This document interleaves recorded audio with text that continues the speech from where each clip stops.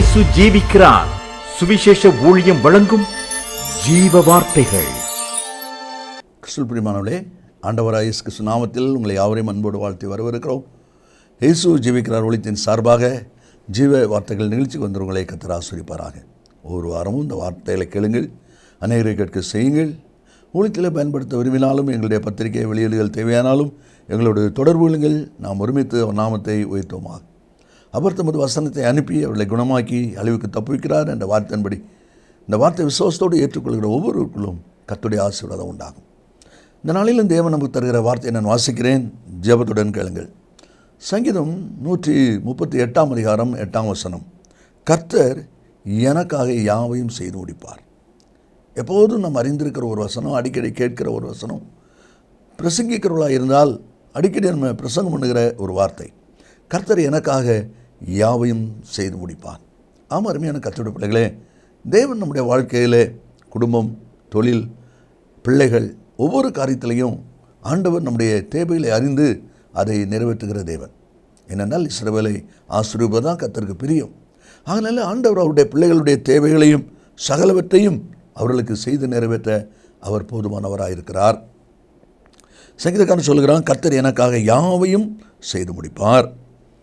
46 சங்கீதம் 8 வசனத்தை வாசிப்பீங்கன்னா அதில் சொல்லப்பட்டிருக்கிறது, கர்த்தருடைய செய்கைகளை வந்து பாருங்கள், அவர் என்னென்ன காரியத்தை இந்த வாழ்க்கையில் செய்திருக்கிறார், எவ்விதமாக இதை நிறைவேற்றியிருக்கிறார் என்கிற காரியத்தை குறித்து நீங்கள் வந்து பாருங்கள்.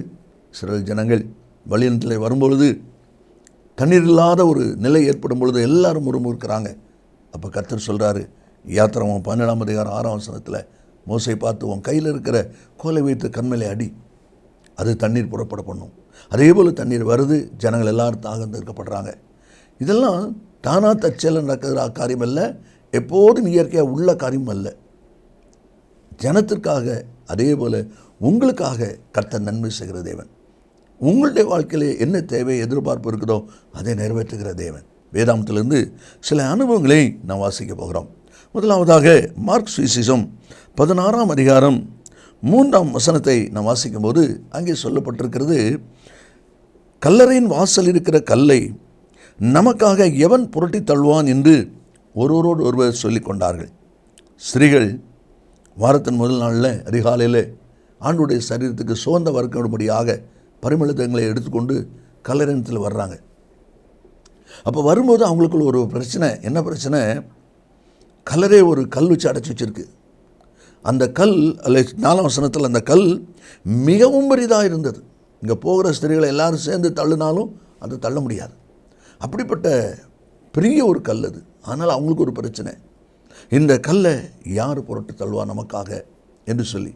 ஆனாலும் அவங்க வர்றாங்க. அங்கே வந்தபோது அங்கே என்ன காரியம் பார்க்குறாங்க? அங்கே சொல்லப்பட்டிருக்கிறது, அவர்கள் ஏறிட்டு பார்க்கிற போது அந்த கல் தள்ளப்பட்டிருக்கிற கண்டார்கள். என்ன ஆச்சரியம் பாருங்கள். அவங்க மனசில் ஒரு எண்ணம், யார் நமக்காக இதை தள்ளப்போகிறா, எப்படி அதை நம்ம திறந்துக்கிட போகிறோம் என்கிற ஒரு ஏக்கமும் ஒரு எதிர்பார்ப்பும் ஒரு வேதனையோடு கூட வர்றாங்க. ஆனால் அங்கே வந்து பார்க்கும்போது அது தள்ளப்பட்டிருக்க கண்டார்கள். மத்திய சுவிசேஷத்தில் நீங்கள் வாசித்தீங்கன்னா அதை குறித்து சொல்லப்படும் பொழுது 28:2 நம்ம வாசிக்கிறோம், தூதன் கல்லை புரட்டி அதுக்கு மேலே உட்காந்துருந்தான்னு சொல்லியிருக்கு. அப்போ இவங்களுடைய அந்த வேதனையின் அனுபவத்தில் அந்த கல் இவர்களுக்காகவே தள்ளப்பட்டிருக்கிற ஒரு அனுபவத்தை நாம் அதில் பார்க்கிறோம். இந்த வார்த்தையில் கேட்கிற அன்பு நேச பிள்ளைகளே, உங்களுடைய வாழ்க்கையிலையும் ஒதுக்கப்பட முடியாத, ஜெயிக்க முடியாத, மேற்கொள்ள முடியாத காரியம் இருக்குதா? அப்படி இயங்கிட்டு இருக்கீங்களா? உங்களுக்காக யுத்தம் பண்ணுகிற தேவன், கர்த்தர் எனக்காக யாவையும் செய்து முடிப்பார் என்று சொல்லி செய்கிறக்காக சொன்னாரே, அதே தேவன் உங்களுக்காகவும் முடியாத அந்த கல்லை, இது செயல்பட வாய்ப்பில்லை என்கிற அந்த கல்லை புரட்டி தள்ளுவதற்கு அவர் போதுமானவராக இருக்கிறார். இவங்க மட்டும் புறப்படாமல் நம்ம போய் என்னத்துக்கு? அங்கே தான் கல் வச்சு அடைச்சி வச்சுருக்க, நம்மளால் அதை ஒன்றும் செய்ய முடியாத, ஆனால் போகிறதுல பிரயோஜனம் இல்லை, அது வேஸ்ட். அப்படி இருந்திருந்தாங்கன்னா தேவன் ஆயத்தமாக்கிருக்கிற நன்மையை அவர்கள் சுதந்திரித்திருக்க மாட்டார்கள். அதை பார்த்த உடனே என்ன சந்தோஷம் இருந்திருக்கும். அதே போல் உங்களால் முடியாது என்பது உண்மை, இதை என்ன செய்யறது கேள்வி எழும்புறது உண்மை. ஆனால் நீங்கள் விசுவாசத்தோடு கர்த்தர் எனக்காக யாவும் செய்து முடிப்பார் என்கிற விசுவாசத்தோடு நீங்கள் புறப்படுங்க, காரியம் ஜெயமாக இருக்கும். அதை தான் இந்த வசனத்திலே நான் வாசிக்கிறோம். ரெண்டாவது ஆதியாகமம் 24வது அதிகாரம் 12வது வசனத்தை நாம் வாசிக்கும்போது அங்கே எலியேசருடைய ஒரு விண்ணப்பத்தை நாம் அதில் பார்க்கிறோம். தன் மனதில் அவன் சொல்லிக்கொண்ட ஒரு காரியம் 12ஆம் வசனத்தில் இருக்கிறது. என் எஜமானாகிய ஆபிரகாமுக்கு தேவனாயிருக்கிற கர்த்தாவே, இன்றைக்கு நீர் எனக்கு காரியம் சித்திக்க பண்ணி என் எஜமானாகிய ஆபிரகாமுக்கு தயவு செய்திரலும். இன்று நீர் எனக்கு காரியம் சித்திக்க பண்ணி அந்த பின்னுள்ள இருக்கிற பகுதியை நீங்கள் வாசிங்க. நான் தண்ணி போவேன், அங்கே கொடுத்து நிற்பேன், அப்போ தண்ணி கேட்பேன், நீயும் குடி, உன் ஒட்டகத்துக்கு தாரேன்னு சொல்லி யார் சொல்கிறாளோ அவன் தான் என்னுடைய எஜமானுக்கு ஏற்ற துணை என்பதை நாம் அறிந்து கொள்வேன்னு சொல்லி சில காரியத்தை அவன் சொல்லி கொண்டு வருகிறான். அப்போ அதேபடி காரியங்கள் அங்கே நடக்கிறதே நம்ம அதில் பார்க்குறோம். அந்த பகுதியில் நீங்கள் வாசி பார்த்தீங்கன்னா ஆச்சரியமான காரியம் என்ன, அவன் சொல்கிறான், தேவரீர் எனக்கு காரியம் சித்திக்க பண்ணி என் எஜமானாகி ஆபிரகாமுக்கு தயவு செய்திரலும் என்று சொல்லி அவன் விண்ணப்பத்தை எடுக்கிறான். ஏன்னா எப்படி போய் பொண்ணு பார்க்குறது, எப்படி அதை செய்கிறதுங்கிறத ஒரு பெரிய கேள்வி அவனுடைய உள்ளத்தில் இருக்குது. ஆனால் எஜமான் சொல்லியிருக்கிறதுனால அது செய்து தான் ஆகணும். அப்போ நம்மால் முடியாது, நம்ம ஆராதிக்கிற தேவனால் முடியும், ஆண்டவர் அதை செய்ய முடியும். ஆகையினால ஆண்டவரே நீ தான் எனக்கு அதை செய்து தரணும், நான் உம்மிடத்தில் தான் அந்த காரியத்தை சமர்ப்பிக்கிறேன்னு சொல்லி அவன் முழுமையாய் தன்னை சரண்டர் பண்ணுகிறான், அவன் சமர்ப்பிக்கிறான். இதை கர்த்தர் அறிகிறார். என்ன சம்பவம் நடக்குது என்று சொல்லி பார்ப்பீங்கன்னா பின்னால் நான் வாசிக்கிறோம். 15வது வசனத்தை நீங்கள் வாசிப்பீங்கன்னா அதில் சொல்லப்பட்டிருக்கிறது, எலியேசர் இப்படி சொல்லி முடிக்கும் முன்னே இதோ ஆபிரகாமுடைய ரெபேக்காள் குடத்தை தோள் மேல் வைத்து கொண்டு வருகிறாள் என்று பார்க்கிறோம். இந்த வார்த்தையை அவன் சொல்லி முடிக்கவும் ரெபேக்காள் தண்ணி எடுக்க வர்றா. நல்ல யோசிங்க, ரெபேக்காள் அவளுடைய குடும்பமும் சாதாரண குடும்பம் அல்ல, மிகுந்த செல்வம் நிறைந்த குடும்பம். வேலைக்காரர் இருக்கிறாங்க, பணிவிடைக்காரிகள் இருக்கிறாங்க, இவளுக்கு தாதிமார் இருக்கிறாங்க. நல்லா யோசிங்க, அப்படிப்பட்ட கனத்துக்குரிய ஒரு குடும்பத்தில் இருக்கிறவள் ஏன் அவன் குடத்தை தூக்கிட்டு வரணும்? தாதிமார்கிட்ட போய் தண்ணி எடுத்துவாங்க சொல்லியிருக்கலாமே, வேலைக்காரிகிட்ட தண்ணி கொட்டுவாங்கன்னு சொல்லியிருக்கலாமே, ஏன் அவள் வரணும்? அதுதான் தேவனுடைய திட்டம். பார்த்தீங்களா, தேவனுடைய திட்டம். ஏன்னா எஜமானுக்கு தயவு செய்திடும் என்று சொல்லி அவன் இந்த காரியத்தை இவன் மேலே கொடுத்துட்டான். ஆபிரகாம் தன் காரியத்தை எலியேசர்ட்ட ஒப்படைக்கிறான், எலியேசர் தன் காரியத்தை கர்த்தர்ட்ட ஒப்படைச்சிட்டான். இனி கர்த்தர் தான் அதை செய்யணும். அதனால தான் வேலைக்காரியையோ பணிவிடைக்காரியையோ இல்லை தாதிமார்களையோ தன்னெடுக்க அனுப்பாமல் ரெபேக்காளையே கர்த்தர் அழைத்து வருகிறார். ஹல்லேலூயா! என்ன அற்புதமான காரியம் பாருங்கள், எப்படி நடக்குது. கர்த்தர் எனக்காக யாவை செய்து முடிப்பார். பார்த்தீங்களா, அதுதான் அந்த சம்பவத்தில் நடக்கிற ஒரு காரியமாக நாம் அதில் பார்க்குறோம். ஒருவேளை நமக்கு பார்வைக்கு தானாக தற்செயலாக நடக்கிற மாதிரி தெரியலாம், இல்லை, அது தேவனுடைய செயல். ஆண்டுடைய கருத்தில் ஒப்பு கொடுத்ததுனால நமக்காக யாவை செய்து முடிக்கிற கர்த்தர் எலியேசருடைய விண்ணப்பத்தை கேட்டு அதற்கு இறங்கி எஜமானுக்கு தயவு செய்யும்படி தேவன் நியமித்த ரெபேக்காளை அங்கே அழைத்து கொண்டு வருகிற நிலைமையை நாம் அதில் பார்க்கிறோம். அதனாலே சொல்லப்பட்டிருக்கிறதை நாம் அதில் வாசிக்கிறோம். ரூத்து புஸ்தகம் கூட 2ஆம் அதிகாரம் 3ஆம் வசனத்தில் ரூத்து வயல்வெளியில் கதிருக்கு கீழே விழுகிற தானியத்தை பொறுக்குக்கு வரேன்னு சொல்லும் பொழுது அவளுக்கு அன்றைக்கு போன அவள் வயல் தற்செயலாய் என்று வாசிக்கிறோம். புவாசுடையதாக இருந்தது. தற்செயலாய் என்று எழுத்தில் இருக்குது. எழுத்தில் தற்செயல் தான், அதனுடைய உண்மை என்ன? தேவ செயல். அருமையான கர்த்தருடைய பிள்ளைகளே, உங்களுடைய வாழ்க்கையில் நம்முடைய வாழ்க்கையில் தற்செயலாய் நடக்கிற ஒரு காரியம் அல்ல, தேவனுடைய செயல். கர்த்தர் எனக்காக யாவையும் செய்து முடிப்பார் என்று சொல்லி வாசிக்கிறோமே, உங்களுக்காகவும் கர்த்தர் யாவையும் செய்து முடிக்க அவர் ஆயத்தமாக இருக்கிறார். நீங்கள் உங்களுடைய காரியங்களை அவருடைய கரத்திலே சரண்டர் பண்ணணும். அதைத்தான் அந்த வசனத்திலே நான் வாசிக்கிறோம். இனி 3வது ஒரு அனுபவத்தை நாம் வாசிப்போம்.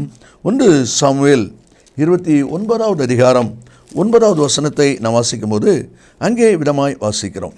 சவுல் ராஜாவால் நெருக்கப்பட்டதுனால தாவீது ஆகீஸ் ராஜா கூட வந்து சேர்ந்துக்கிறான். காத் தேசத்துடைய ஆகீஸ் ராஜா அங்கே வந்து சேர்ந்துக்கிறான்.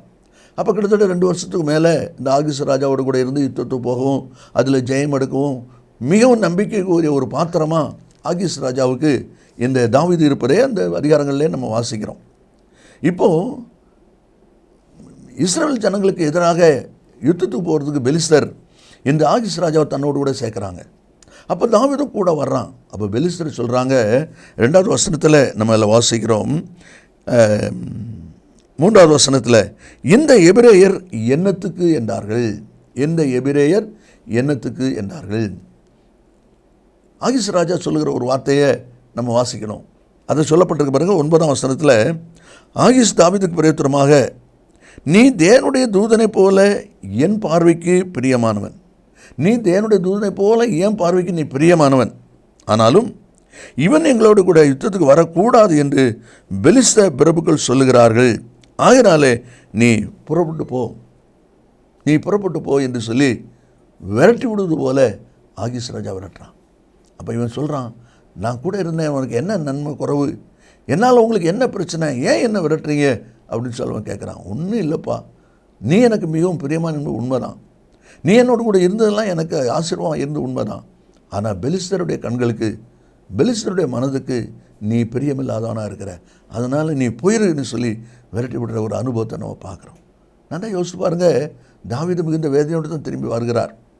ஆனால் திரும்பி வந்ததில் என்ன சம்பவம் நடந்தது, அதை தான் 30ஆம் அதிகாரத்தில் வாசிக்கிறோம். ஆகீஸ் ராஜா போச்சுன உடனே 3 நாள் கழித்து தான் தாவீது ராஜா தான் இருந்த அந்த சிக்லாக் பட்டணத்தை வந்து சேர்றாங்க. இங்கே வந்து பார்த்தா சிக்லாக் பட்டணம், அவன் இருந்த பட்டணம் எரிஞ்சு கிடக்குது. அதை தீக்குளிச்சிருக்கிறாங்க. சத்துருக்கள் வந்து அவனோடு கூட இருந்தவுடைய மனைவி பிள்ளைகளெல்லாம் பிடிச்சிட்டு போயிட்டாங்க, ஆடு மாடெல்லாம் கொண்டு போயிட்டாங்க. பார்த்தீங்களா? அப்போ இப்படிப்பட்ட ஒரு நஷ்டம் உனக்கு வந்திருக்கு. உன்னுடைய மனைவி பிள்ளைகள், உன்னுடைய குடும்பத்தை எல்லாம் சத்துரு கொண்டு போயிருக்கிறான். அதனால் அதை மீட்பதற்கு தாவீதே நீ வரணும் என்பது தேவனுடைய சித்தம். அதை எப்படி செய்கிறார்? ஆகீஸ் ராஜா மூலமாக நீ போ, நீ நிற்காத என்று சொல்லி விரட்டு விடுவது போல அந்த சம்பவம் நடக்கிறதை பார்க்குறோம். ஒருவேளை அருமையான கர்த்தருடைய பிள்ளைகளே, உங்களிடத்தில் நன்மை பெற்றவங்க கூட சில சமயம் உங்களை விரட்டி விட்டுருவாங்க. முகத்தை கருப்பாக வச்சு உங்களை காயப்படுத்துகிற மாதிரி பேசிடுவாங்க. இவங்களே இப்படி பேசிட்டாங்களே, என்னெல்லாம் நன்மை செஞ்சுருக்கிறோம், ஏன் இப்படி நடந்துக்கிட்டாங்க அப்படி சொல்லி யோசிக்காதீங்க. நாம் தேவனுக்குரியவர்களாக இருக்கிறபடினால், நீங்களும் தேவனுக்குரியவர்களாக இருக்கிறபடினால், தேவன் ஏதோ ஒரு காரியத்தை உங்கள் வாழ்க்கையில் செய்வதற்கு திட்டமிட்டிருக்கிறார். அந்த காரியத்தை நிறைவேற்றுவதற்கு நீங்கள் இருக்கணும். அதனால தான் உங்களை நேசிக்கிறவங்க, உங்களிடத்தில் நன்மை பெற்றவங்க கூட உங்கள் மேலே கொஞ்சம் பகை காண்பிக்கும்படி, கசப்பை காண்பிக்கும்படியான காரியத்தை கர்த்தர் செய்திருக்கிறார். இப்பொழுது அறியாய், இனிமேல் அறிவாய். ஆகீஸ் ராஜா ஏன் விரட்டி விட்டார்? அந்த நேரம் வேதனையாக தான் இருந்தது. ஆனால் பின்னால் தான் தெரிஞ்சது, ஓ இதுக்கு தான் கர்த்தர் இப்படி செஞ்சுருக்கிறாரு. அவன் மட்டும் விரட்டி விடாமல் இருந்திருந்தான் நான் இங்கே வந்திருக்க மாட்டேன். பின்னால் நீங்கள் வாசிங்கன்னா 30ஆம் அதிகாரம் 19ஆம் வசனத்தில் தாவீது ஒன்று குறையாமல் எல்லாவற்றையும் திருப்பி கொண்டான். அந்த அனுபவம் நிறைவேறணுமானா இவன் அங்கேருந்து விரட்டப்பட்டிருக்கணும். பார்த்தீங்களா? ஒன்று. அதே மாதிரி இன்னொரு காரியம், இஸ்ரவேல் ஜனங்களோட யுத்தத்துக்கு போகிறாங்க பெலிஸ்தர்.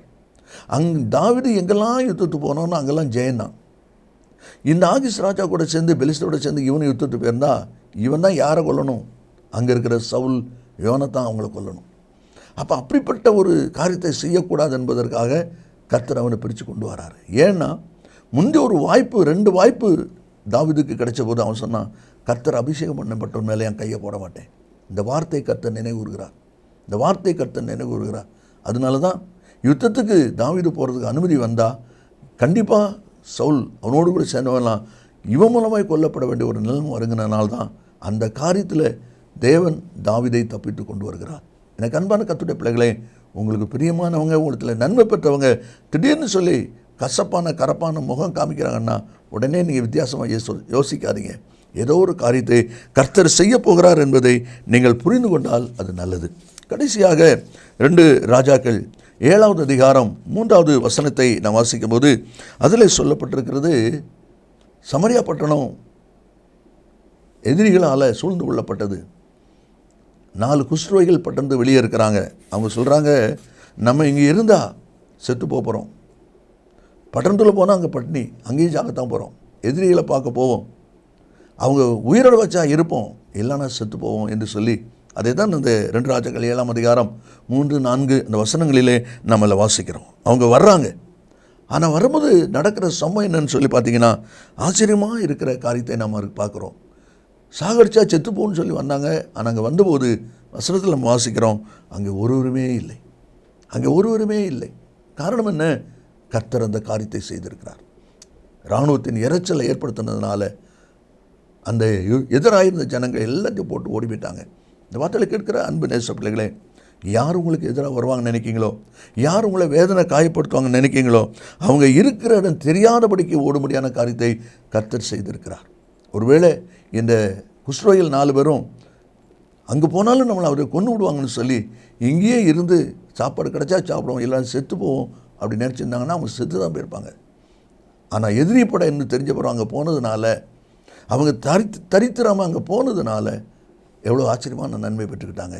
இதே காரியத்தை உங்கள் வாழ்க்கையில் செய்வதற்கு தேவன் போதுமானவராக இருக்கிறார். கர்த்தர் எனக்காக யாவையும் செய்து முடிப்பார். அதே தேவன் உங்களுடைய வாழ்க்கையில் செய்ய போதுமானவர். நாம் ஜெபிப்போமா? இயேசு சீக்கிரம் வரப்போகிறார். நல்ல பிதாவே, நன்றியோடு துதிக்கிறோம். உங்களுடைய வார்த்தை ஆமென்றும் ஆமென் என்று இருப்பதற்காக ஸ்தோத்திரம். அந்த வார்த்தை கேட்டிருக்கிற ஒவ்வொரு பிள்ளைகளும் தங்களை இன்னும் உங்களுடைய பார்வையை அர்ப்பணித்து அவர்கள் செய்ய வேண்டிய காரியங்களை செய்து நீர் ஆயத்தமாக்கிற நன்மையை சுதந்திரிக்க கர்த்தர் உதவி செய்வீராக. இயேசுவின் நாமத்தில் பிதாவே, ஆமென் ஆமென். கர்த்தர்களை ஆசீர்வதிப்பாராக. ஆமென். மேலும் விவரங்களுக்கும் உங்கள் ஜெப தேவைகளுக்கும் நீங்கள் எங்களோடு தொடர்பு கொள்ள வேண்டிய முகவரி ஜீசஸ் லிவ்ஸ் காஸ்பல் மினிஸ்ட்ரீஸ், சகோதரர் John M Jayaraj, 123A Donavur road, Mavadi, Nellai மாவட்டம், தென்னிந்தியா 627107. செல்போன் 9443113292.